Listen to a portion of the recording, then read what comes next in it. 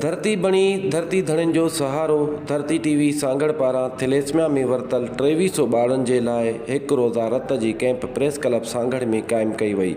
उन मौक़े ते थैलेसमिया जे मरीज़ ॿारनि जे वालिदैन ऐं डॉक्टरनि धरती टीवी जा थोरा मञीदे चयो त धरती टीवी चैनल वालों की मेहरबानी, उनकी काविशों के नतीजे में आज जो प्रेस क्लब सांगड़ में जो कैंप लगा है, जहाँ पर थैलेसीमिया के बच्चों को जो अतिया दिया जा रहा है, तो इसमें हमने भी हिस्सा लिया है। धरती टीवी वारनि जी मेहरबानी जो ही जेको अतियो रखियो अथनि असांजे ॿारनि लाइ। मुंहिंजा पंजाब हिन में थैलेसीमिया में ॿारड़ा आहिनि। हीअ जेको ताउन कनि पिया, हिननि जी मेहरबानी असांखे रत ॾियनि पिया। असांजे नंढड़नि जी हिकिड़ो महीनो ज़िंदगी वधी सघे थी हिकिड़ी थैली जे करे। थैलेसीमिया सेंटर नवाबशाह से हम इधर आए हुए हैं, सांगड़ प्रेस क्लब। धरती चैनल का बहुत शुक्रगुजार हैं जो इस मौके पे हमारे साथ हैं।